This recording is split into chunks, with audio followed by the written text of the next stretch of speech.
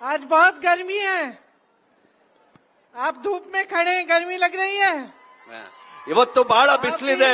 ಬಿಸಿಲಲ್ಲಿ ನಿಮಗೆ ಬಿಸಿಲು ಹತ್ತಾ ಇದೆಯಾ? ज्यादा समय नहीं लूंगी, ಬಹಳ ಟೈಮ್ ತಗೊಳ್ಳೋದಿಲ್ಲ ನಾನು. आपको देख के मेरे मन में ये आया कि इतने धूप में आप खड़े हुए मेरा इंतजार कर रहे हैं। इसी तरह धूप में आप रोज खेती करते होंगे। मैंने धान के खेत बहुत देखे यहाँ। ಇವತ್ತು ನನಗೆ ಅನಿಸ್ತಾ ಇದೆ, ಇವತ್ತು ಬಿಸಿಲಿನಲ್ಲಿ ನೀವು ಇಲ್ಲಿ ಬಂದು ನನಗೋಸ್ಕರ ಕಾಯ್ತಾ ಇದ್ದೀರಾ. ನೀವು ದಿನನಿತ್ಯ ಕೂಡ ನೀವು ನಿಮ್ಮ ಹೊಲಗಳಲ್ಲಿ ಇದೇ ರೀತಿ ಕೆಲಸ ಮಾಡ್ತೀರಿ ಅಂತ ನಾನು ಅನ್ಕೊಂಡಿದ್ದೀನಿ. धान के लिए कितना मिलता है? ದಿನಕ್ಕೆ ನಿಮಗೆ ಎಷ್ಟು ಪಗಾರ ಸಿಗ್ತದೆ? How much? 350 ಮೇಡಮ್, 350. देखिए, आप मेहनत बहुत करते हैं। खास तौर से मेरी जो बहनें हैं यहाँ बहुत सारी आई हुई हैं।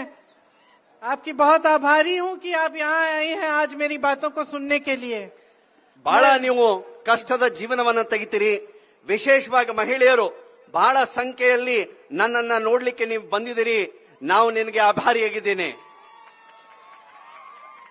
कर्नाटका पहचाना जाता है यहाँ की जनता की मेहनत और ईमानदारी के लिए।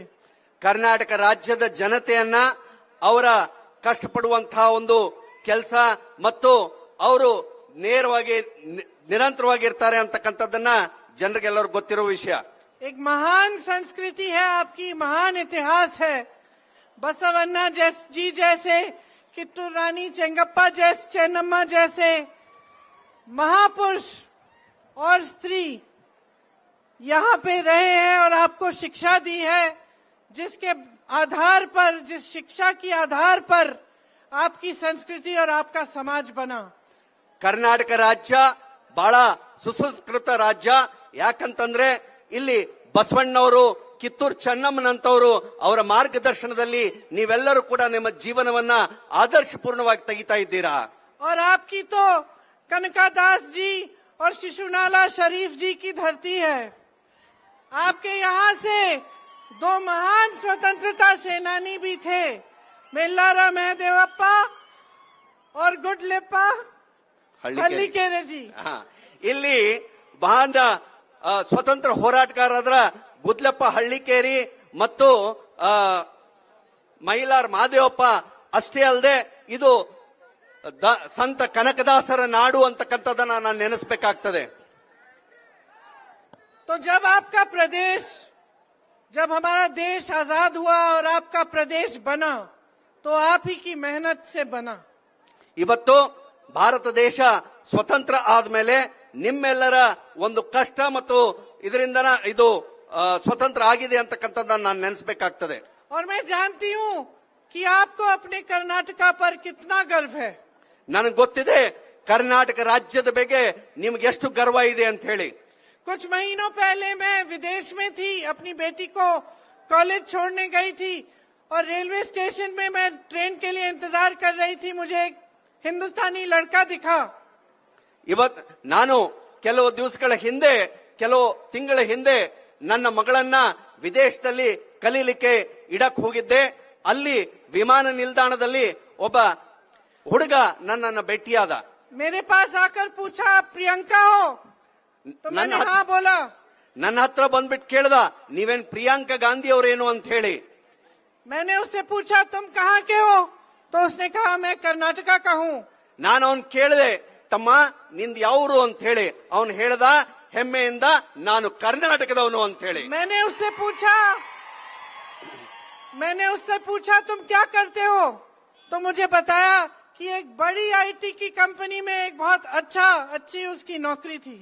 ನಾನು ಅವನ್ ಕೇಳಿದೆ, ನೀನ್ ಇಲ್ಲಿ ಏನ್ ಮಾಡ್ತಿದ್ಯಾ ಅಂತ ಹೇಳಿ. ಅವನು ಹೇಳ್ದ, ಇಲ್ಲಿ ಒಂದು ದೊಡ್ಡ ಐಟಿ ಕಂಪನಿಯಲ್ಲಿ ನಾನು ನೌಕರಿ ಮಾಡ್ತಿದ್ದೀನಿ ಅಂತ ಹೇಳಿ. मैंने पूछा, माँ बाप क्या करते हैं? ನಾನ್ ಕೇಳಿದೆ, ನಿಮ್ಮ ತಂದೆ ತಾಯಿಗಳು ಏನ್ ಮಾಡ್ತಾರೆ ಅಂತ ಹೇಳಿ.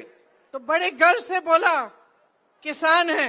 ಅವನು ಬಹಳ ಹೆಮ್ಮೆಯಿಂದ ಹೇಳ್ದ, ಅವರು ಒಕ್ಕಲ್ತನ ಮಾಡ್ತಾರೆ ಅಂತ ಹೇಳಿ.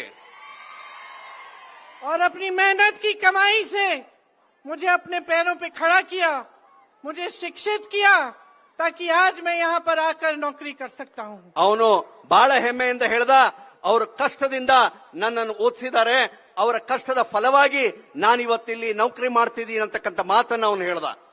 हम दोनों को बहुत गर्व हुआ एक दूसरे से मिलकर उसे, क्योंकि उसने मुझे बताया कि कहां से आया, कितनी मेहनत की कमाई से उसको पढ़ाया गया और कहां पहुंचा है। और मुझे ये देखकर कि अपने देश का एक लड़का, अपने कर्नाटका प्रदेश का एक लड़का इस तरह की तरक्की कर रहा है और देश का नाम दुनिया में रोशन कर रहा है। ಇವತ್ತು ನಮ್ಮಿಬ್ಬರಿಗೂ ಬಹಳ ಗರ್ವ ಅನಿಸ್ತು. ಒಬ್ಬ ಹಳ್ಳಿಯಿಂದ ಬಂದ ಯುವಕ ಇವತ್ತು ಕಷ್ಟಪಟ್ಟು ಈ ಮಟ್ಟಕ್ಕೆ ಹೋಗಿ ನಮ್ಮ ದೇಶದ ಹೆಸರನ್ನ, ಕರ್ನಾಟಕ ರಾಜ್ಯದ ಒಬ್ಬ ವ್ಯಕ್ತಿ ವಿದೇಶಗಳಲ್ಲಿ ಕೂಡ ದೊಡ್ಡದು ಮಾಡ್ತಾ ಇದ್ದಾನೆ ಅಂತಂದ್ರೆ ನಮ್ಗೆ ಬಹಳ ಹೆಮ್ಮೆ ಅನಿಸ್ತು. तो आप मेहनत करते किस लिए हैं? इसी तरह अपने बच्चों के भविष्य को मजबूत बनाने के लिए। ಇವತ್ತು ನೀವ್ ಯಾಕೆ ಕಷ್ಟ ಪಡ್ತೀರಿ ಅಂತಂದ್ರೆ ನಿಮ್ ಮಕ್ಕಳು ಚೆನ್ನಾಗಿ ಓದಿ ಅವ್ರ ಭವಿಷ್ಯ ದೊಡ್ಡದಾಗ್ಲಿ ಅಂತ ಹೇಳಿ. मेरी बहनें दिन रात काम करती हैं।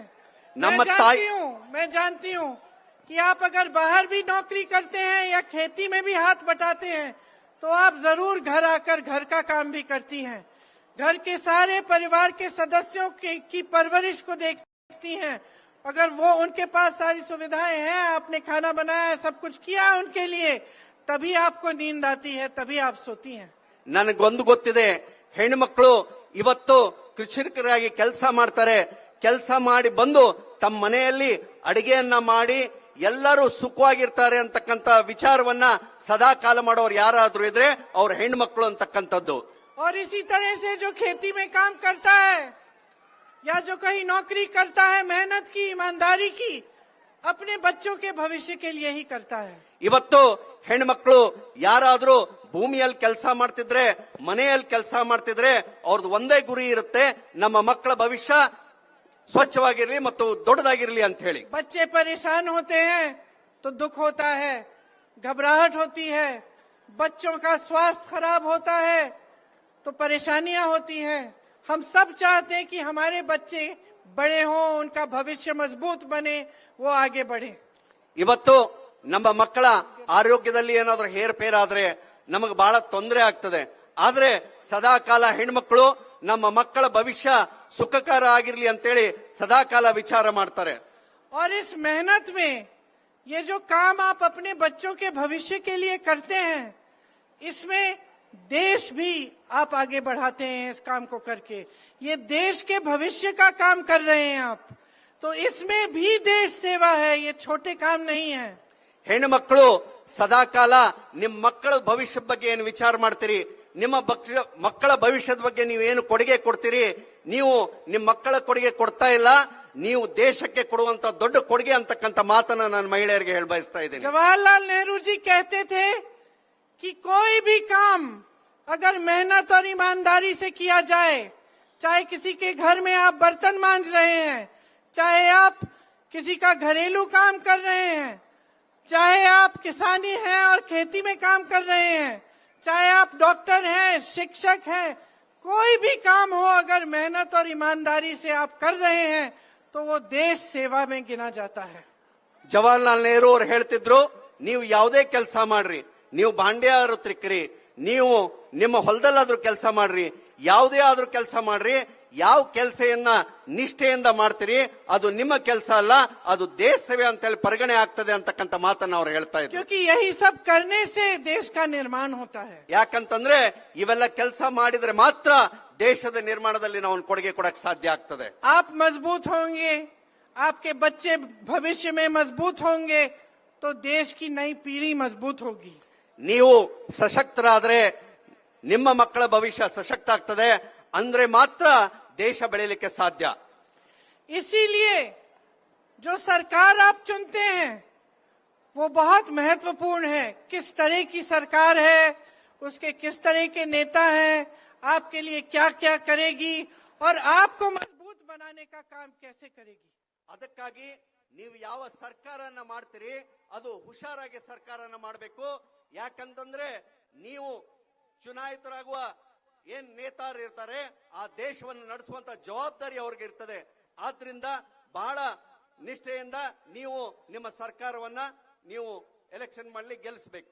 अगर सरकार लालच के आधार पर बने, उसके नेता सिर्फ ये सोचे कि हमें सत्ता और मिली जाए, हम पैसे बनाएंगे, हम यहाँ से घोटाले करेंगे, हम भ्रष्टाचार करेंगे, अपने लिए बड़े बड़े महल बनाएंगे, अपनी लाइफ अच्छी बना देंगे, लेकिन आपके बारे में न सोचे तो नुकसान उनका नहीं होता, नुकसान आपका होता है. ಇವತ್ತು ನೀವು ಚುನಾಯಿಸುವ ಪ್ರತಿಯೊಬ್ಬ ನೇತಾರು ಯಾರಿರ್ತಾರೆ ಅವರು ತಮ್ಮ ಸ್ವತಕ್ಕಾಗಿ ಏನಾದ್ರೂ ಭ್ರಷ್ಟಾಚಾರ ಮಾಡಿ ಯಾವುದೋ ಘೋಟಾಲ ಮಾಡಿ ತಮ್ಮ ಸ್ವಯಂ ಆಸ್ತಿಯನ್ನ ವೃದ್ಧಿಪಡಿಸಿದ್ರೆ ತಾವು ಉದ್ಧಾರ ಆಗ್ತಾರೆ ಹೊರತಾಗಿ ಜನರು ಉದ್ಧಾರ ಆಗಕ್ಕೆ ಸಾಧ್ಯ ಇಲ್ಲ. तो उन नेताओं का, उन सरकारों का ध्यान पूरी तरह इस बात पे होता है कि हम सत्ता किस तरह से रखें और दूसरा हम कितने पैसे बना सकते हैं, कितना लूट कर सकते हैं. ಇವತ್ತು ನಾವು ಆರಿಸ್ತರುವ ಪ್ರತಿಯೊಂದು ವ್ಯಕ್ತಿಗಳು ನಮ್ಮ ಬಗ್ಗೆ ವಿಚಾರ ಮಾಡುವಂತಹ ವ್ಯಕ್ತಿಗಳನ್ನ ಮಾತ್ರ ನಾವು ಆರಿಸ್ತರುವಂತಹ ಪ್ರಯತ್ನ ಇವತ್ತು ನಾವೆಲ್ಲರೂ ಮಾಡಬೇಕಾಗ್ತದೆ. और आप जब ऐसी सरकार की कुनीतियों से जूझ रहे होते हैं तो आपको खुद समझ में आ जाता है कि क्या हो रहा है. ಇವತ್ತು ನಿಮ್ಮ ಜೀವನದಲ್ಲಿ ಕಷ್ಟ ಪಡಬೇಕಾದ್ರೆ ನಿಮ್ಗೆ ಗೊತ್ತಾಗ್ತದೆ ನೀವು ಎಷ್ಟು ಕಷ್ಟದಲ್ಲಿದ್ದೀರಿ ಅಂತ ಹೇಳಿ. क्योंकि ऐसी सरकारें ठीक ढंग से काम नहीं करती. ಯಾಕಂದ್ರೆ ಇಂಥ ಸರ್ಕಾರಗಳು ಸರಿಯಾಗಿ ಕೆಲಸ ಮಾಡ್ಲಿಕ್ಕೆ ಸಾಧ್ಯನೇ ಇಲ್ಲ. आपने कर्नाटका में पिछले 3.5 सालों में देखा, सीएम भी बदले गए. ಇವತ್ತು ಕರ್ನಾಟಕದಲ್ಲಿ ಕಳೆದ 3 ವರ್ಷಗಳಲ್ಲಿ 2 ಮುಖ್ಯಮಂತ್ರಿಗಳನ್ನ ಬದಲಾವಣೆ ಆದದ್ದನ್ನ ಕೂಡ ನೀವು ನೋಡಿದಿರಿ. मंत्रिमंडल का विस्तार नहीं हुआ. ಇವತ್ತು ಮಂತ್ರಿಮಂಡಲದ ವಿಸ್ತರಣೆ ಆಗಬೇಕಾಗಿತ್ತು, ಅದು ಕೂಡ ಆಗಲಿಲ್ಲ. आपको दुर्बल नेता मिले. ಇವತ್ತು ನಿಮಗೆ ಸಶಕ್ತವಾದ ನೇತಾರು ಯಾರು ಸಿಗಲಿಲ್ಲ. एक दूसरे से लड़ते रहते हैं ಇವತ್ತು ಅವರು ಒಬ್ಬೊಬ್ಬರೊಳಗೆ ಜಗಳಾಡ್ತಾ ಇರ್ತಾರೆ. और सही निर्णय, ठोस निर्णय आपके विकास के लिए ले नहीं पाते. ಇವತ್ತು ಅಭಿವೃದ್ಧಿ ಪರವಾಗಿ ನಿರ್ಣಯ ತಗೊಳ್ಳುವಂತ ಶಕ್ತಿ ಇಲ್ಲದಂತ ಮುಖ್ಯಮಂತ್ರಿಗಳನ್ನ ನೀವು ನೋಡಿದಿರಿ. आज आप यहाँ आए हैं मेरी बातों को सुनने के लिए, मेरी वजह से नहीं आए हैं. ಇವತ್ತು ನೀವೆಲ್ಲರೂ ಇಲ್ಲಿ ಕೂಡಿದ್ದು ನನಗೋಸ್ಕರ ನೀವು ಬಂದಿಲ್ಲ. आप इसलिए आए हैं क्योंकि मेरी दादी इंदिरा गांधी जी एक दृढ़ नेता थी जिनको निर्णय लेना आता था. ನೀವ್ ಎದಕ್ ಬಂದಿದ್ದೀರಿ ಅಂತಂದ್ರೆ, ನೀವೆಲ್ಲರೂ ಇದು ಎದಕ್ ಬಂದಿದ್ದೀರಿ ಅಂತಂದ್ರೆ, ನನ್ನ ಅಜ್ಜಿ ಇಂದಿರಾ ಗಾಂಧಿ ಅವರು ದೃಢವಾದ ನಿರ್ಧಾರ ತಗೊಳ್ಳಕ್ಕೆ ಬಹಳ ಮಶಹೂರಾಗಿದ್ರು ಅಂತ ಹೇಳಿ. और क्योंकि वो निर्णय लेती थी, वो खड़ी हो जाती थी जनता के लिए, और जनता की कोई समस्या होती थी तो आपके बीच में आके उसको हल करने की कोशिश करती थी. आज भी आपके दिलों में उनके लिए श्रद्धा है. ಇವತ್ತು ಇಂದಿರಾ ಗಾಂಧಿ ಅವರು ಎಂತ ನೇತಾರು ಇದ್ರಂತಂದ್ರೆ, ಅವರು ಜನರ ಮಧ್ಯೆ ಹೋಗಿ ಜನರ ಕಷ್ಟವನ್ನ ಅರಿತುಕೊಂಡು ಸರಿಯಾದ ನಿರ್ಣಯ ತಗೊಳ್ಳುವಂತ ದೃಢತೆ ಇದ್ದುದರಿಂದ ನೀವು ನನಗೆ ಗೌರವ ಕೊಡ್ತಾ ಇದ್ದೀರಿ. उनकी सरकार पहचानी जाती थी क्योंकि उन्होंने बड़े बड़े निर्णय लिए जो जनता के पक्ष में थे. ಅವರ ಸರ್ಕಾರದಲ್ಲಿ ದೊಡ್ಡ ದೊಡ್ಡ ನಿರ್ಣಯಗಳನ್ನು ತಗೊಂಡ್ರು, ಆದ್ರೆ ಸದಾ ಕಾಲ ಆ ನಿರ್ಣಯಗಳು ಜನರ ಪರವಾಗಿದ್ದು ಅಂತಕ್ಕಂಥದ್ದನ್ನ ನಾನು ನೆನಪಿಸ್ಕೋಬೇಕಾಗ್ತದೆ. गरीबों को जमीन दिलवाई. ಈ ಬಡವರಿಗೆ ಅವರು ಭೂಮಿಯನ್ನ ಕೊಟ್ಟರು. हरित क्रांति लाई. ಹಸಿರು ಕ್ರಾಂತಿಯನ್ನ ಮಾಡಿದ್ರು. जब समय आया तो देश के लिए लड़ी, पाकिस्तान से लड़ाई हुई, बांग्लादेश बनाया.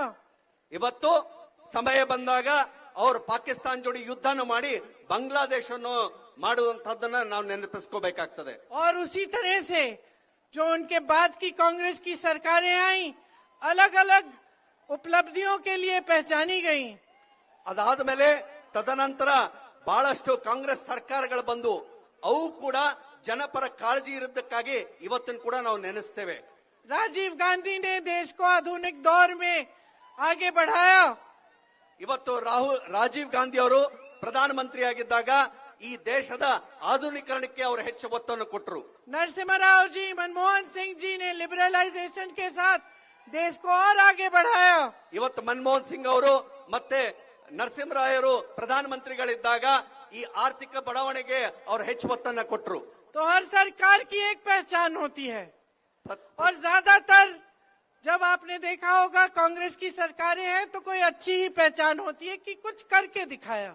ಇವತ್ತು ಕಾಂಗ್ರೆಸ್ ಅದು ಯಾವುದೇ ಸರ್ಕಾರ ಬಂದ್ರು ನೀವು ನೆನ್ಪಿಟ್ಕೊಳ್ತೀರಿ ಅವ್ರು ಯಾವ್ದಾದ್ರು ಒಂದು ಒಳ್ಳೆ ಕೆಲಸಕ್ಕಾಗಿ ಒಂದು ಕೆಲಸ ಮಾಡಿದಾರೆ ಅಂತಕ್ಕಂಥದ್ದನ್ನ ನೀವು ನೆನ್ಪಿಡ್ಲಿಕ್ಕೆ ಅದು ಕಾಂಗ್ರೆಸ್ ಪಕ್ಷ ಕಾರಣ। और आज कर्नाटका में जो बीजेपी की सरकार है उसकी एक ही पहचान है, एक ही पहचान है भाइयों और बहनों, 40% सरकार। ಆದ್ರೆ ಇವತ್ತು ಕರ್ನಾಟಕ ರಾಜ್ಯದಲ್ಲಿ ಇವತ್ತೇನು ಬಿಜೆಪಿ ಸರ್ಕಾರ ಇದೆ ಅದರ ಬಗ್ಗೆ ಆಲೋಚನೆ ಮಾಡಿದ್ರೆ ನಿನಗೆ ನೆನಪಾಗೋದು ಒಂದೇ, ಅದೇನಪ್ಪಾ ಅಂದ್ರೆ 40% ಸರ್ಕಾರ। पीएसआई का स्कैम किया, भर्तियों के तमाम इम्तिहानों में स्कैम किए, कॉन्ट्रैक्टर से आत्महत्या करवा दी क्योंकि 40% मांग के उनकी जिंदगी बर्बाद हो गई। किसान आत्महत्या कर रहे हैं क्योंकि कमा नहीं पा रहे, महंगाई इतनी है, जीएसटी थोप के सबकी कमाई कोई में मुसीबत डाल दी है, मुश्किलें आ गई हैं, किसानों को सही दाम नहीं मिलता। आप धान की बात कर रहे हैं, छत्तीसगढ़ में 2660 रुपए कांग्रेस की सरकार दे रही है, यहाँ आपको क्या मिल रहा है? ಇವತ್ತು ರೈತರು ಬಹಳ ಸಂಕಷ್ಟದಲ್ಲಿದ್ದಾರೆ, ಅವರು ಆತ್ಮಹತ್ಯೆ ಮಾಡ್ಕೊಳ್ತಾ ಇದ್ದಾರೆ। ಅಂತದ್ರಲ್ಲೂ ಕೂಡ ಇವತ್ತು ಬಿಜೆಪಿ ಸರ್ಕಾರ ಪಿಎಸ್ಐ ಸ್ಕ್ಯಾಮ್ ನಲ್ಲಿ ದುಡ್ಡು ತಿಂತಾ ಇದೆ, ಯಾವುದೇ ನೌಕರಿ ಕೊಡಬೇಕಾದ್ರೂ ದುಡ್ಡು ತಿಂತಾ ಇದೆ। ಇವತ್ತು ರೈತರ ಬಾಳವನ್ನ ಹೇಗೆ ಹಸಿರು ಮಾಡಬೇಕಂತಕ್ಕಂತ ಒಂದು ವಿಚಾರದಲ್ಲಿ ಅವರು ಸಂಪೂರ್ಣವಾಗಿ ವಿಫಲರಾಗಿದ್ದಾರೆ। इतना भ्रष्टाचार किया है कि स्कूल के बच्चों के अंडों को नहीं छोड़ा, कोविड के मरीजों को नहीं छोड़ा। ಅವ್ರು ಎಷ್ಟು ಭ್ರಷ್ಟರಿದ್ದಾರೆ ಅಂತಂದ್ರೆ ಸಣ್ಣ ಹುಡುಗರಿಗೆ ಶಾಲೆಯಲ್ಲಿ ಕೊಡುವಂತ ತತ್ತಿಯಲ್ಲೂ ಕೂಡ ಅವರು ಭ್ರಷ್ಟಾಚಾರ ಮಾಡಿದ್ದಾರೆ। 1.5 लाख करोड़ रुपए लूटे हैं कर्नाटका से। ಇವತ್ತು 1,50,000 ಕೋಟಿಯನ್ನ ಲೂಟಿ ಮಾಡಿದವರು ಯಾರಾದ್ರೆ ಅವ್ರು ಬಿಜೆಪಿ ಅವರು ಕರ್ನಾಟಕದಲ್ಲಿ। आप सोच सकते हैं कि 1.5 लाख करोड़ रुपए कितने होते हैं, इसमें कितने जीरो है वो तो हम भी अनुमान नहीं लगा सकते। ಇವತ್ತು 1,50,000 ಕೋಟಿಯಲ್ಲಿ ಎಷ್ಟಿದೆ ಅಂತಂದ್ರೆ ಎಷ್ಟು ಪೂಜೆಗಳಿದೆ ಆದ್ರೂ ಕೂಡ ನಾವು ಎಣಿಸ್ಲಿಕ್ಕೆ ಸಾಧ್ಯ ಇಲ್ಲ। तो क्या किया इन्होंने इन पैसों का? ಇವತ್ತು ಅಷ್ಟು ರೊಕ್ಕ ಅವ್ರು ಏನ್ ಮಾಡಿದ್ದಾರೆ, ಅಷ್ಟು ದುಡ್ಡು ಅವ್ರು ಏನ್ ಮಾಡಿದ್ದಾರೆ? इस संपत्ति का जो आपसे लूटा, ಇಷ್ಟೆಲ್ಲಾ ದುಡ್ಡನ್ನ ನಿಮ್ಮಲ್ಲಿ ಏನ್ ಲೂಟಿ ಹೊಡೆದಿದ್ದಾರೆ और क्या कर सकते थे? ಆ ಲೂಟಿ ಹೊಡೆದ ದುಡ್ಡಿನಿಂದ ಅವ್ರು ಏನ್ ಮಾಡಬಹುದಾಗಿತ್ತಂತ ಹೇಳಿ ತಾವು ವಿಚಾರ ಮಾಡ್ಬೇಕು। 30,000 स्मार्ट क्लासरूम बना सकते थे, 30,000। आप सोचिए बहनें, आपके बच्चों के लिए 30,000 स्मार्ट क्लासरूम, हर क्लासरूम में कम से कम 10-20 बच्चे पढ़ते हैं, इसका मतलब है लाखों बच्चों की शिक्षा। ಇವತ್ತು 1,50,000 ಕೋಟಿ ಏನು ಅವ್ರು ಹೊಡೆದಿದ್ದಾರೆ, ಆ ಲೂಟಿ ಹೊಡೆದಿದ್ದ ದುಡ್ಡನ್ನ ಸದುಪಯೋಗ ಮಾಡಿದ್ರೆ 30,000 ಸ್ಮಾರ್ಟ್ ಕ್ಲಾಸ್ಗಳನ್ನ ಸ್ಥಾಪನೆ ಮಾಡಬಹುದಾಗಿತ್ತು। ಆ ಪ್ರತಿಯೊಂದು ಸ್ಮಾರ್ಟ್ ಕ್ಲಾಸ್ ಅಲ್ಲಿ 10 ಹುಡುಗರಾದ್ರೂ ದುಡಿದಿದ್ರೆ ಅವ್ರ ಶಾಲೆಯನ್ನ ಕಲ್ತಿದ್ರೆ ನಿಮ್ಮ ಜೀವಗಳು ಬಹಳ ಹಸಿರಾಗ್ತಿತ್ತು। 1.5 लाख करोड़ रुपए में 30 लाख गरीबों के लिए घर बन सकते थे, 30 लाख घर। ಇವತ್ತು 1.5 ಲಕ್ಷ ಕೋಟಿ ರೂಪಾಯಿಯಲ್ಲಿ 1.5 ಲಕ್ಷ ಮನೆಗಳನ್ನ ಕಟ್ಟುವಂತ ಸಾಧ್ಯತೆ ಇತ್ತು। 100 एम्स के अस्पताल बन सकते थे, 100 ಏಮ್ಸ್ ಮಾದರಿಯಲ್ಲಿ ದವಾಖಾನೆಗಳನ್ನ ಕಟ್ಟಬಹುದಾಗಿತ್ತು। 187 ईएसआई हॉस्पिटल बन सकते थे, 100ಕ್ಕಿಂತ ಹೆಚ್ಚು ಇಎಸ್ಐ ದವಾಖಾನೆಗಳನ್ನ ಕಟ್ಟಬಹುದಾಗಿತ್ತು। 750 किलोमीटर लंबी बेंगलुरु जैसी मेट्रो बन सकती थी। ಇವತ್ತು ಬೆಂಗಳೂರು ಅಂತ ಊರಲ್ಲಿ 650 ಕಿಲೋಮೀಟರ್ಗಳ ಮೆಟ್ರೋವನ್ನ ಮಾಡಬಹುದಾಗಿತ್ತು। और इन्होंने ये सारे पैसे कर्नाटका प्रदेश से लूटे। ಆದ್ರೆ ಈ ಎಲ್ಲ ದುಡ್ಡನ್ನ ಬಿಜೆಪಿ ಅವರು ಲೂಟಿ ಹೊಡೆದಿದ್ದಾರೆ। बहनों और भाइयों, लूट और भ्रष्टाचार से आपके रोजाना के जीवन में भी बहुत फर्क पड़ता है। ತಂದೆ ತಾಯಂದ್ರೆ ಇವತ್ತು ಆ ಲೂಟಿ ಏನು ಹೊಡೆದಿದ್ದಾರೆ, ಆ ದುಡ್ಡು ನಿಮ್ಮ ಒಳ್ಳೆತನಕ್ಕಾಗಿ ವಿನಿಯೋಗ ಆಗಬಹುದಾಗಿತ್ತು।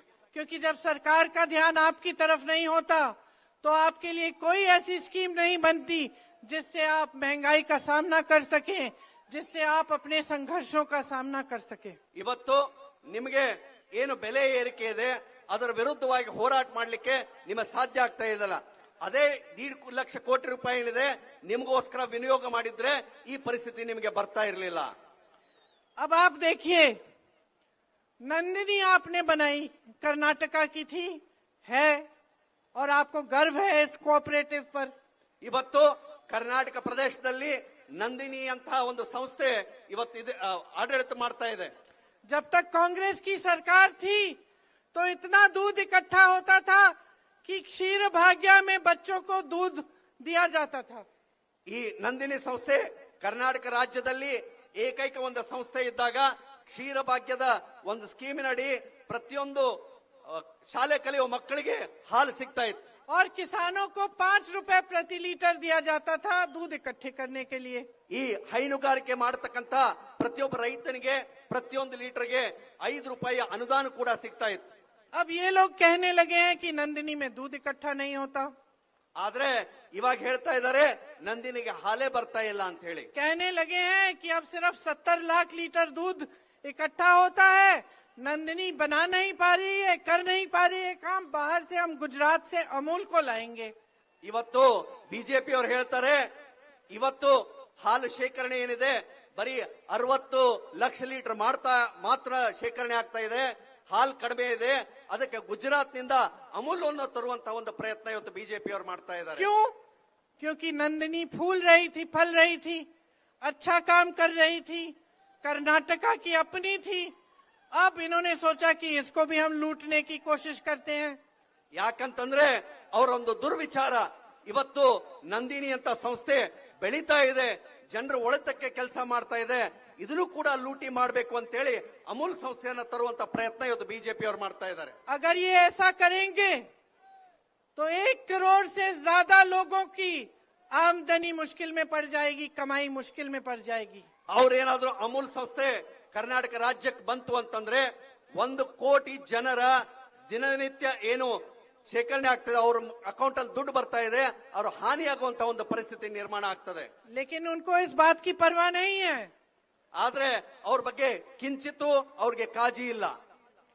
इनको सिर्फ इस बात से परवाह है कि कितना कहां पे कैसे लूटा जा सकता है. ಅವ್ರಿಗೆ ಒಂದೇ ವಿಚಾರ, ಎಲ್ಲಿ ಎಷ್ಟು ನಾವು ರೊಕ್ಕ ಹೊಡಿಬೇಕು, ಲೂಟಿ ಹೊಡಿಬೇಕು ಅನ್ನೋದು ಒಂದೇ ವಿಚಾರ ಬಿಜೆಪಿ ಅವ್ರದ್ದು. देखिए, आपको याद होगा जब कांग्रेस थी तो अन्ना भाग्य, क्षीर भाग्य, पशु भाग्य, आरोग्य भाग्य, विद्याश्री, इंदिरा कैंटीन जैसी स्कीम थी, याद है आपको? ಕರ್ನಾಟಕ ರಾಜ್ಯದಲ್ಲಿ ಕಾಂಗ್ರೆಸ್ ಆಡಳಿತ ಇದ್ದಾಗ ಅನ್ನ ಭಾಗ್ಯ, ಕ್ಷೀರ ಭಾಗ್ಯ, ವಿದ್ಯಾಶ್ರೀ, ಪಶು ಭಾಗ್ಯ ಇಂಥ ಒಂದು ಯೋಜನೆಗಳನ್ನ ನೀವು ಇದ್ದದನ್ನ ನಾವು ನೆನೆಸ್ಕೋಬೇಕಾಗ್ತದೆ. यहाँ कितना काम, कितना विकास कांग्रेस की सरकारों ने कराया. ಇವತ್ತು ಕಾಂಗ್ರೆಸ್ ಅಧಿಕಾರದಲ್ಲಿದ್ದಾಗ ಎಷ್ಟೊಂದು ಅಭಿವೃದ್ಧಿಯನ್ನ ಎಷ್ಟೊಂದು ಕೆಲಸಗಳನ್ನ ಮಾಡಿದೆ ಅಂತ ಹೇಳಿ ತಾವು जब ನೆನಪಿಸ್ಕೋಬೇಕಾಗ್ತದೆ. देखा कि आप संकट में हैं तो आपके लिए कोई स्कीम, कोई योजना, आपकी वेलफेयर के लिए कोई फंड बनाया ताकि आपकी सहायता हो पाए. ಇವತ್ತು ನೀವು ಸಂಕಷ್ಟದಲ್ಲಿದ್ದಾಗ ಯಾವುದೇ ಒಂದು ಯೋಜನೆಯ ಮುಖಾಂತರ ನಿಮ್ಮಂಗ ಸಹಾಯ ಮಾಡುವಂತ ಕೆಲಸ ಇವತ್ತು ಸದಾಕಾಲ ಕಾಂಗ್ರೆಸ್ ಪಕ್ಷ ಮಾಡ್ತಿತ್ತು. आज स्थिति ये है कि यहाँ जो लहसुन के किसान हैं उनको सही दाम नहीं मिलता, उनको खाद नहीं मिलती, प्रदर्शन करना पड़ता है, फिर भी कोई सुनवाई नहीं होती. ಆದ್ರೆ ಇವತ್ತು ಪರಿಸ್ಥಿತಿ ನೋಡ್ರಿ, ಇವತ್ತು ನಾವು ಬೆಳೆಯುವಂತ ಬೆಳೆಗೆ ಒಳ್ಳೆ ಮೊತ್ತ ಸಿಗ್ತಾ ಇಲ್ಲ ಅಂತ ಹೇಳಿ ನಾವು ರಸ್ತೆ ಮೇಲೆ ನಿಂತು ಈ ಸರ್ಕಾರದ ವಿರುದ್ಧ ನಾವು ಮಾಡುವಂತ ಒಂದು ನಿರಸನ ಮಾಡುವಂತ ಒಂದು ಪರಿಸ್ಥಿತಿ ನಿರ್ಮಾಣ ಆಗಿದೆ. किसानों के इक्विपमेंट में, उसकी खरीद में भी घोटाला रहा. ಇವತ್ತು ರೈತರಿಂದ ಬೆಳೆಯತಕ್ಕಂತ ಏನು ಉತ್ಪಾದನೆ ಇದೆ ಆ ಖರೀದಿಯಲ್ಲೂ ಕೂಡ ಲೂಟಿಯನ್ನ ನಡೀತಾ ಇದೆ. और बड़े बड़े नेताओं जगदीश शेट्टर जी जैसे, लक्ष्मण सवादी जी जैसे, उनका अपमान किया गया. ಅಷ್ಟೇ ಅಲ್ಲ, ದೊಡ್ಡ ವ್ಯಕ್ತಿಗಳಾದಂತಹ ಜಗದೀಶ್ ಶೆಟ್ಟರ್ ಅವರು ಮತ್ತೆ ಲಕ್ಷ್ಮಣ್ ಸವದಿ ಅವರನ್ನು ಕೂಡ ಅವರು ಗಣನೆಗೆ ತಗೊಂಡಿಲ್ಲ, ಅವರನ್ನ ಬಹಳ ಅಸಹ್ಯಕರವಾಗಿ ಅವ್ರು ನಡೆಸ್ಕೊಂಡಿದ್ದಾರೆ. तो अब कांग्रेस क्या कह रही है इस चुनाव में? ಆದ್ರೆ ಕಾಂಗ್ರೆಸ್ ಈ ಚುನಾವಣೆಗೆ ಏನ್ ಕೊಡ್ತಿದೆ ಅಂತಕ್ಕಂಥದ್ದನ್ನ ತಾವು ಲಕ್ಷ್ಯ ಕೊಡ್ಬೇಕು.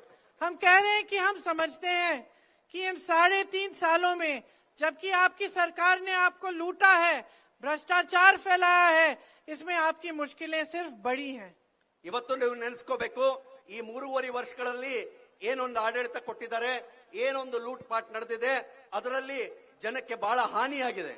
हम पहचान रहे हैं कि बीजेपी ने रोजगार बनाने का काम नहीं किया, बल्कि जहां जहां से रोजगार बन सकता था, खेती से, छोटे और मीडियम बिजनेसेस से और बड़े बड़े PSU से सारा तकरीबन खत्म कर दिया। ಇವತ್ತು ಅವರು ನಿರುದ್ಯೋಗ ಇವತ್ತು ತಾಂಡವಾಡಬೇಕಾದ್ರೆ ಔದ್ಯೋಗೀಕರಣದ ಕಡೆ ಲಕ್ಷ್ಯ ಕೊಟ್ಟು ಅದನ್ನ ಮಾಡಬೇಕಾಗಿತ್ತು. ಆದ್ರೆ ನಿರುದ್ಯೋಗ ದಿನಕ್ಕೆ ದಿನ ಹೆಚ್ಚಾಗ್ತಾ ಇದೆ. तो हम कह रहे हैं कि हम आपको एक ऐसी सरकार देना चाहते हैं जो आपके हित में काम करे, जो आपको प्रगति 100% गारंटी दे। ನಾವು ಕಾಂಗ್ರೆಸ್ ಪಕ್ಷ ಈಗ ಯೋಚನೆ ಮಾಡ್ತಾ ಇದೆ, ಮುಂದಿನ ಬರುವಂತ ಸರ್ಕಾರ ನಾವು ಎಂತದ್ದು ಕೊಡ್ತೀವಿ ಅಂತಂದ್ರೆ ಅದು 100% ಪ್ರಗತಿಯ ಪರವಾಗಿರುವಂತ ಸರ್ಕಾರ ಕೊಡ್ತೀವಿ ಅಂತಕ್ಕಂಥ ಮಾತನ್ನ ನಾನು ಹೇಳ್ತೇನೆ. हम रोजगार बनाएंगे, ನಾವು ಉದ್ಯೋಗೀಕರಣವನ್ನ ಹೆಚ್ಚು ಮಾಡ್ತೀವಿ. बीदर से लेकर कर्नाटका की दूसरी ओर उस पार तक एक इंडस्ट्रियल कॉरिडोर बनाएंगे और टाउनशिप्स बनाएंगे। ಇವತ್ತು ಬೀದರ್ದಿಂದ ಹಿಡ್ಕೊಂಡು ಚಾಮರಾಜನಗರವರೆಗೆ ನಾವು ಹೊಸ ಹೊಸ ಉದ್ಯೋಗಗಳನ್ನ ಸೃಷ್ಟಿ ಮಾಡುವಂತ ಒಂದು ಪ್ರಯತ್ನ ಮಾಡ್ತೀವಿ. इन्होंने आपसे 1.5 लाख करोड़ रुपए चुराए, हम 1.5 लाख करोड़ रुपए किसानों के लिए एक फंड में लगाएंगे ताकि आपके बजट में होगा, ताकि आपकी भलाई के लिए, आपकी सहायता के लिए काम हो। ಇವತ್ತು 1.5 ಲಕ್ಷ ಕೋಟಿ ಲೂಟಿ ಹೊಡೆದಿದ್ದಾರೆ. ಆ ಲೂಟಿ ಹೊಡೆದ ಎಲ್ಲ ಮೊತ್ತವನ್ನ ತಿರುಗಿ ನಾವು ರೈತರಿಗೆ ಅಕೌಂಟ್ಗಳಿಗೆ ಜಮಾ ಮಾಡಬೇಕು. ಆ ರೀತಿ ಒಂದು ವಿಚಾರವನ್ನ ನಾವು ಮಾಡ್ತಾ ಇದ್ದೀವಿ. 2.5 लाख जो रोजगार खाली हैं, सरकारी पद खाली हैं, उनको हम भरेंगे और 1 साल के अंदर अंदर भरने की कोशिश करेंगे। ಇವತ್ತು ಕರ್ನಾಟಕ ರಾಜ್ಯದಲ್ಲಿ 2.5 ಲಕ್ಷ ಉದ್ಯೋಗಗಳು, ಸರ್ಕಾರಿ ಉದ್ಯೋಗಗಳು ಖಾಲಿ ಉಳಿದಿದೆ. ಆ ಎಲ್ಲ ಹುದ್ದೆಗಳನ್ನ 1 ವರ್ಷಗಳಲ್ಲಿ ನಾವು ಭರ್ತಿ ಮಾಡ್ತೀವಿ ಅಂತ ಹೇಳಿ ನಾವು ನಿಮ್ಗೆ ಆಶ್ವಾಸನೆ ಕೊಡ್ತೀವಿ. गृह ज्योति स्कीम लाएंगे जिससे 200 यूनिट मुफ्त बिजली आपको मिलेगी। ಇವತ್ತು ಗೃಹ ಜ್ಯೋತಿ ಯೋಜನೆ ಕೆಳಗಡೆ ಪ್ರತಿಯೊಂದು ಮನೆಗೆ 200 ಯೂನಿಟ್ ಕರೆಂಟ್ ಅನ್ನ ನಾವು ಪುಕ್ಕಟೆ ಕೊಡ್ತೇವೆ ನಿಮ್ಗೆ. अन्न भाग्य में 10 किलो चावल मिलेगी। ಅನ್ನ ಭಾಗ್ಯ ಸ್ಕೀಮ್ ಅಡಿಯಲ್ಲಿ ನಿಮಗೆ ಪ್ರತಿ ವ್ಯಕ್ತಿಗೆ 10 ಕಿಲೋ ಅಕ್ಕಿಯನ್ನ ಕೊಡ್ತೀವಿ. गृह लक्ष्मी स्कीम हम देना चाहते हैं, बनाना चाहते हैं, जिसमें मेरी बहनों जो गृहस्थ हैं उनके लिए 2000 रुपए प्रति महीने आप ही के खातों में डाले जाएंगे। ಇವತ್ತು ಗೃಹಲಕ್ಷ್ಮಿ ಯೋಜನೆ ಅಡಿಯಲ್ಲಿ ನಮ್ಮ ಅಕ್ಕ ತಂಗಿಯರಿಗೆ ನೇರವಾಗಿ ಅವರ ಖಾತೆಗಳಿಗೆ ಪ್ರತಿ ತಿಂಗಳು 2,000 ರೂಪಾಯಿಗಳನ್ನ ಕೊಡುವಂತ ಒಂದು ಯೋಜನೆಯನ್ನ ನಾವು ಮಾಡ್ತಾ ಇದ್ದೀವಿ. आपके लिए कहीं भी जाने के लिए बस का पास फ्री होगा। ನೀವು ಹೆಣ್ಮಕ್ಳು ಎಲ್ಲೇ ಹೋಗ್ರಿ ಕರ್ನಾಟಕ ರಾಜ್ಯದಲ್ಲಿ ನಿಮಗೆ ಬಸ್ಸಿನಲ್ಲಿ ಯಾವುದೇ ಟಿಕೆಟ್ ಅನ್ನು ತೆಗೆಸಬೇಕಾಗಿಲ್ಲ, ಆ ಸಂಪೂರ್ಣವಾಗಿ ಮುಫ್ತಾಗಿ ನಿಮ್ಗೆ ಸಿಗ್ತದೆ. आंगनवाड़ी की बहनों के लिए जिनका मानदेय बढ़ाया नहीं गया है, लेकिन जिन्होंने कोविड के होते हुए भी धैर्य रखा और घर घर जाके वैक्सीन दिलवाई, उनके लिए उनका मानदेय 15,000 रुपए तक बढ़ाया जाएगा। ಇವತ್ತು ಅಂಗನವಾಡಿ ಕಾರ್ಯಕರ್ತರು ಕೋವಿಡ್ ನಲ್ಲಿ ಕೂಡ ಮನೆ ಮನೆಗೆ ಹೋಗಿ ವ್ಯಾಕ್ಸಿನ್ ಅನ್ನ ಹಾಕಿದ್ದಾರೆ. ಅಂತ ಕಾರ್ಯಕರ್ತರಿಗೆ ನಾವು ತಿಂಗಳ ಮಾಸಾಸನವನ್ನ 15,000 ವರೆಗೂ ನಾವು ಮಾಡ್ತೀವಿ ಅಂತ ಆಶ್ವಾಸನೆ ಕೊಡ್ತಾ ಇದ್ದೀವಿ. मिनी आंगनवाड़ी का 10,000 तक होगा। ಇವತ್ತು ಆ ಅಂಗನವಾಡಿ ಕಾರ್ಯಕರ್ತರು ಏನ್ ಕೆಲಸ ಮಾಡ್ತಿದ್ದಾರೆ, ಅಡಿಗೆ ಕಾರ್ಮಿಕರಿಗೆ ನಾವು 10,000 ರೂಪಾಯಿಗಳನ್ನ ಮಾಸಾಸನವನ್ನ ಕೊಡ್ತೀವಿ. आशा की बहनों का मानदेय 8,000 रुपए तक बढ़ाया जाएगा। ಆಶಾ ಕಾರ್ಯಕರ್ತರ ಪಗಾರನ್ನ 8,000 ರೂಪಾಯಿಗಳನ್ನ ನಾವು ಮಾಡ್ತಾ ಇದ್ದೀವಿ. जो पूरे जीवन आंगनवाड़ी में काम करती हैं और रिटायरमेंट पे उनको कुछ नहीं मिलता, हमारी सरकार उनको 3 लाख रुपए देंगी और मिनी आंगनवाड़ी को 2 लाख रुपए। ಇವತ್ತು ಅಂಗನವಾಡಿ ಕಾರ್ಯಕರ್ತರಿಗೆ ಅವ್ರ ರಿಟೈರ್ಮೆಂಟ್ ಆಗಲಿ, ಅವ್ರ ಪೆನ್ಷನ್ ಸಿಗೋದಿಲ್ಲ, ಅಂತವ್ರಿಗೆ ನಾವು 3 ಲಕ್ಷ ರೂಪಾಯಿ ಕೊಡುವಂತ ಒಂದು ವ್ಯವಸ್ಥೆಯನ್ನ ಕೂಡ ಮಾಡ್ತಾ ಇದ್ದೀವಿ.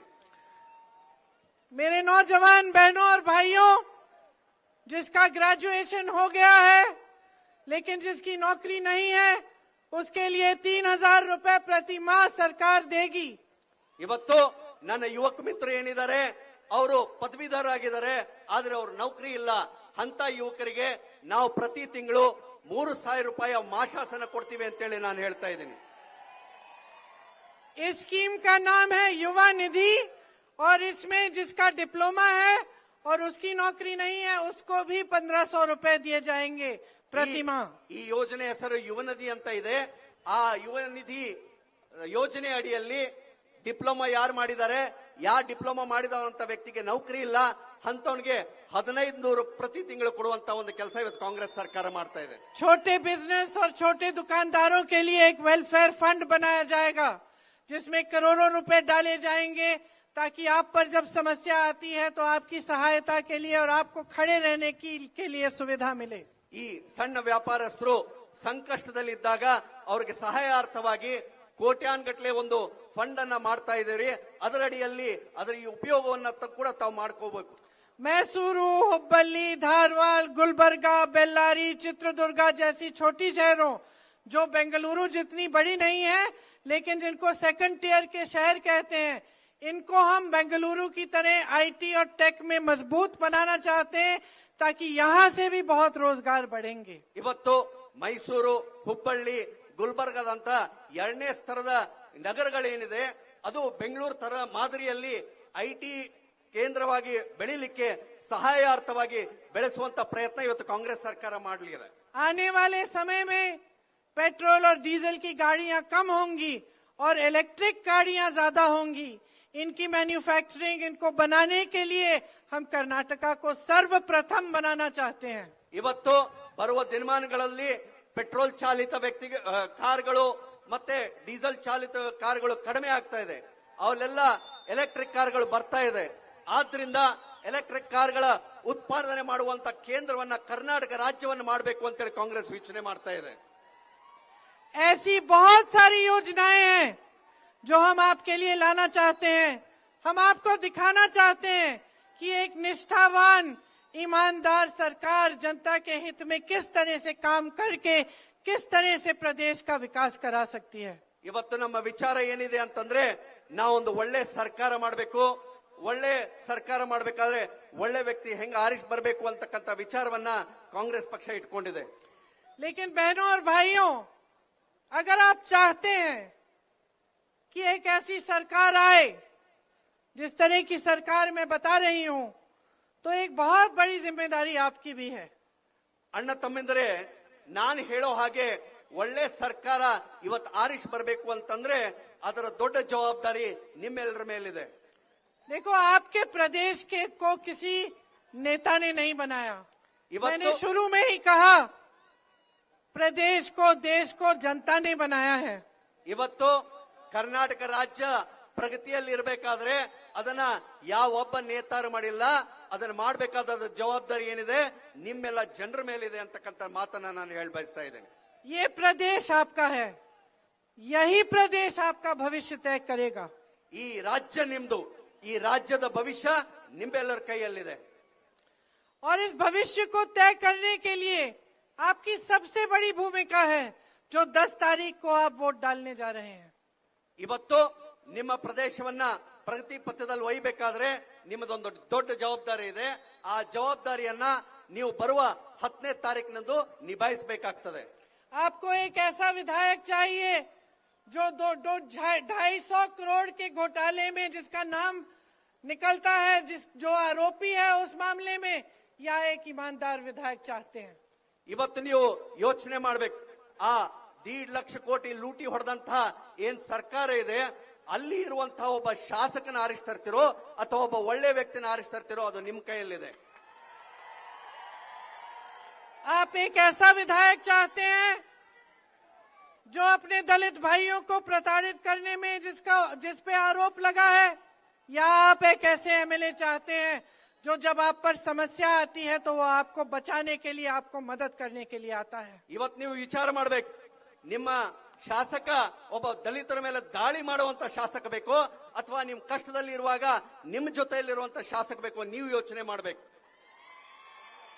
अगर आप चाहते हैं कि एक ऐसी सरकार बने, आपको ऐसे मुख्यमंत्री मिले जिनका ध्यान सिर्फ आप पर और आपके विकास पर केंद्रित रहे, तो आपको भी अपना ध्यान केंद्रित रखना पड़ेगा. ಇವತ್ತು ನಿಮಗೆ ಒಳ್ಳೆ ಸರ್ಕಾರ ಬೇಕು, ಒಳ್ಳೆ ಮುಖ್ಯಮಂತ್ರಿ ಬೇಕು ಅಂತಂದ್ರೆ ನೀವು ನಿಮ್ಮ ಇದನ್ನ ಕೇಂದ್ರೀಕೃತವಾಗಿ ಈ ಚುನಾವಣೆಯನ್ನ ಮಾಡಬೇಕು. मैंने देखा है पिछले कुछ सालों से हमारे देश में और आपके प्रदेश में भी एक अलग तरह की राजनीति चल रही है. ಇವತ್ತು ನನ್ನ ಒಂದು ಗಮನಕ್ಕೆ ಬಂದಿದೆ, ನಿಮ್ಮ ರಾಜ್ಯದಲ್ಲಿ ಅಷ್ಟೇ ಅಲ್ಲ ಬೇರೆ ಬೇರೆ ರಾಜ್ಯದಲ್ಲೂ ಕೂಡ ಒಂದು ವಿಶೇಷವಾದ ಆಡಳಿತ ಸ್ವರೂಪ ನಾವು ಇವತ್ತು ಕಾಣ್ತಾ ಇದ್ದೀವಿ. और उसका सबूत ये है कि आज जब 3.5 सालों के लिए बीजेपी की सरकार रही है, उनके बड़े से बड़े नेता प्रधानमंत्री नरेंद्र मोदी जी से लेकर उनके मुख्यमंत्री अलग अलग प्रदेशों के, यहाँ के मुख्यमंत्री, उनके गृह मंत्री, रक्षा मंत्री सब यहाँ आते हैं, लेकिन आपकी बात नहीं करते. ಇವತ್ತು ಚುನಾವಣೆ ನಡೀತಾ ಇದೆ. ಇಲ್ಲಿಯ ಮುಖ್ಯಮಂತ್ರಿಗಳ ಆದಿಯಾಗಿ ಪ್ರಧಾನಮಂತ್ರಿಗಳು, ಅಲ್ಲಿಯ ಕೇಂದ್ರೀಯ ಗೃಹ ಮಂತ್ರಿಗಳು ಮತ್ತೆ ಬೇರೆ ಬೇರೆ ಪ್ರದೇಶದ ಮುಖ್ಯಮಂತ್ರಿಗಳು ಬರ್ತಾರೆ. ಅವ್ರು ಯಾರು ಕೂಡ ನಿಮ್ಮ ಬಗ್ಗೆ ಮಾತನಾಡೋದಿಲ್ಲ. ये एक नई राजनीति हमारे देश में कुछ सालों से चल रही है, जिसके नेता जान गए हैं. ಇವತ್ತು ಈ ರೀತಿಯ ಒಂದು ರಾಜಕಾರಣ ಈ ಬಹಳಷ್ಟು ವರ್ಷಗಳಿಂದ ನಡ್ಕೊಂಡು ಬರ್ತಾ ಇದೆ. ಅದನ್ನ ಜನರು ಗಮನಿಸ್ತಾ ಇದ್ದಾರೆ. कि चुनाव के समय आपके सामने आएंगे और आपके जज्बातों की बात करेंगे, धर्म की बात कर डालेंगे या जाति की बात कर डालेंगे. आपके जज्बात उभर जाएंगे, आपका वोट उनके पक्ष में चले जाएगा, तो उनको काम करने की कोई जरूरत नहीं रहेगी. ಇವತ್ತು ಅವರು ಇಲ್ಲಿ ಬಂದಾಗ, ನಮ್ಮ ರಾಜ್ಯಕ್ಕೆ ಬಂದಾಗ ಅವರು ಅಭಿವೃದ್ಧಿ ಕೆಲಸ ಮಾತಾಡೋದಿಲ್ಲ. ಅವರ ಜಾತಿ ರಾಜಕಾರಣದ ಬಗ್ಗೆ ಮಾತಾಡ್ತಾರೆ. ಜಾತಿ ರಾಜಕಾರಣದ ಮೇಲೆ ಅವರನ್ನ ಓಟನ್ನ ಗಿಟ್ಟಿಸ್ಕೊತಾರೆ, ಚುನಾವಣೆ ಗೆಲ್ತಾರೆ. ಅವ್ರಿಗೆ ಅಭಿವೃದ್ಧಿ ಬಗ್ಗೆ ಏನೂ ಕಾಳಜಿ ಇಲ್ಲ. अगर उन्होंने काम किया होता और इस तरह से आपको लूटा नहीं होता, तो उनके प्रधानमंत्री जी यहाँ आकर आपको अपनी गालियों की लिस्ट नहीं, अपमानों की लिस्ट नहीं, आपके लिए जो कार्य किए हैं उसकी लिस्ट सुनाते. ಇವತ್ತು ಈ ಪ್ರದೇಶದ 3.5 ವರ್ಷ ಏನು ಆಡಳಿತ ಕೊಟ್ಟಿದೆ, ಅವ್ರೇನಾದ್ರೂ ಒಳ್ಳೆ ಆಡಳಿತ ಮತ್ತು ಅಭಿವೃದ್ಧಿ ಕೆಲಸ ಮಾಡಿದರೆ ಅಂತ ಒಂದು ಪಟ್ಟಿಯನ್ನ ಪ್ರಧಾನಮಂತ್ರಿಗಳು ಕೊಡ್ತಾ ಇದ್ರು. ಆದ್ರೆ ಪ್ರಧಾನಮಂತ್ರಿಗಳು ಇಲ್ಲಿ ಬಂದು ತಮಗೆ ಎಷ್ಟು ಸತಿ ಬೈದಿದ್ದಾರೆ ಅದರ ಪಟ್ಟಿಯನ್ನ ಇವತ್ತು ಪ್ರಧಾನಮಂತ್ರಿಗಳು ಕೊಡ್ತಾ ಇದ್ದಾರೆ. वो आपको बताते कि कितने अस्पताल बनाए हैं, कितने स्कूल खोले हैं, कितने नए उद्योग बनाए हैं, कितने रोजगार दिलवाए हैं, कितना विकास किया है आपके लिए, लेकिन कहने को कुछ नहीं है. इसीलिए आपका ध्यान बार बार भटकाया जाता है. और उनको मालूम है कि जब आपका ध्यान धर्म की प्रति जाएगा या किसी दूसरे और चले जाएगा, आपके जज्बात जहां उभर जाएंगे, तो वो आगे बढ़ सकते हैं. ಇವತ್ತು ಚುನಾವಣೆಯಲ್ಲಿ ಅವ್ರು ಮಾಡಿದ ಅಭಿವೃದ್ಧಿ ಕೆಲಸಗಳು, ಎಷ್ಟು ದವಾಖಾನೆ ಮಾಡಿದ್ದಾರೆ, ಎಷ್ಟು ಶಾಲೆಗಳನ್ನು ತೆಗೆದಿದ್ದಾರೆ, ಇತರೆ ಕೆಲಸಗಳನ್ನ ಅವ್ರು ಹೇಳ್ಕೊಳ್ಳೋದಿಲ್ಲ. ಆದ್ರೆ ನಿಮಗೆ ಮನಸ್ಸಿಗೆ ಉಕ್ಸಾಸುವಂತಹ ಒಂದು ವಿಷಯಗಳನ್ನ ಹೇಳಿ ಅವ್ರ ಚುನಾವಣೆಯನ್ನ ಮಾಡ್ಕೊಳ್ಳೋದನ್ನ ತಾವು ನೋಡ್ತಾ ಇದ್ದೀರಿ.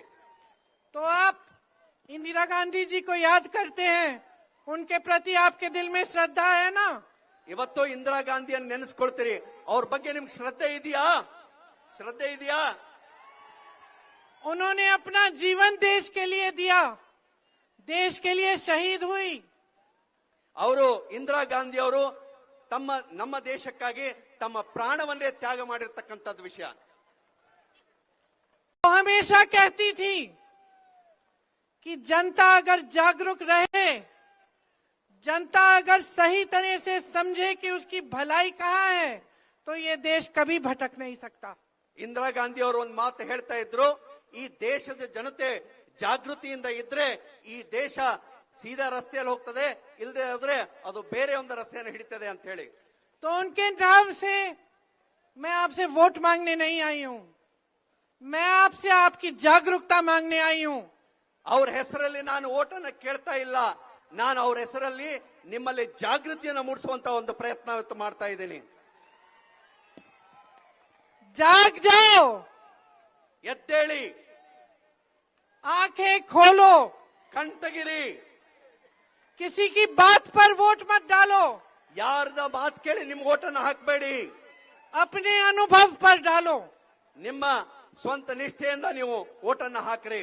3.5 सालों में क्या किया है आपके लिए, ये देखकर वोट डालो.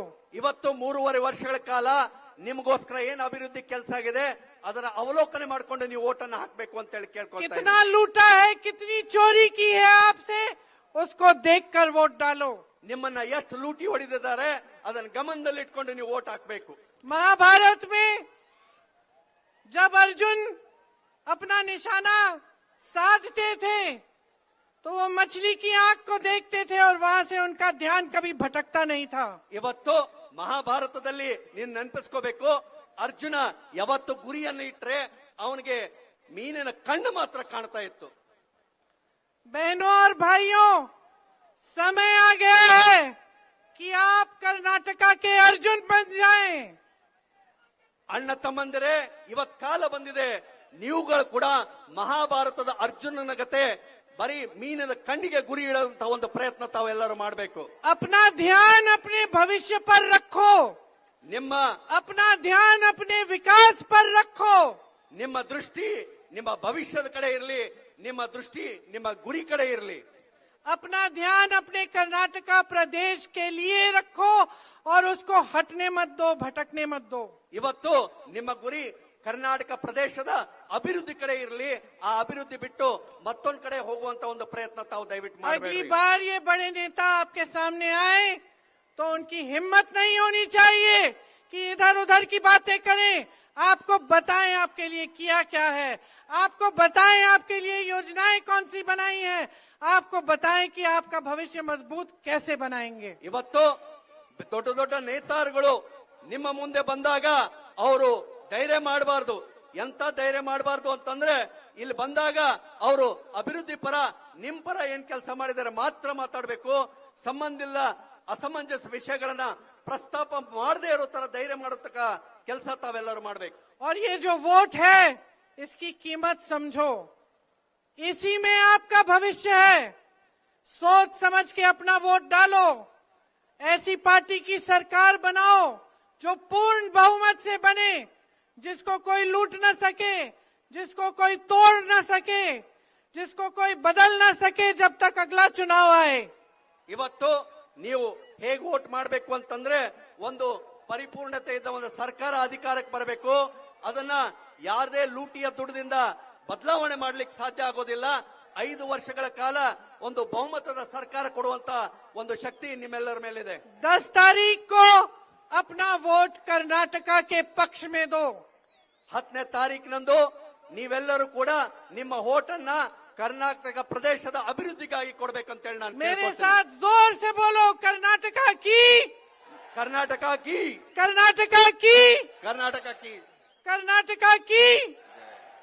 हमारे यहाँ के उम्मीदवार, आज इनका जन्मदिन भी है, ಇವತ್ತು ನಮ್ಮ ಉಮೇದುವಾರ मणिकार जी, इनको भारी बहुमत से जिताइए ಇವರನ್ನ ದೊಡ್ಡ ಬಹುಮತದಿಂದ ತಾವು ताकि आपका ಆರಿಸಬೇಕು. क्षेत्र का पूरी तरह से विकास हो.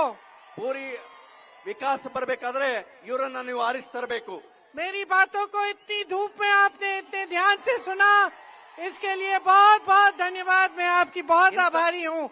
जय हिंद.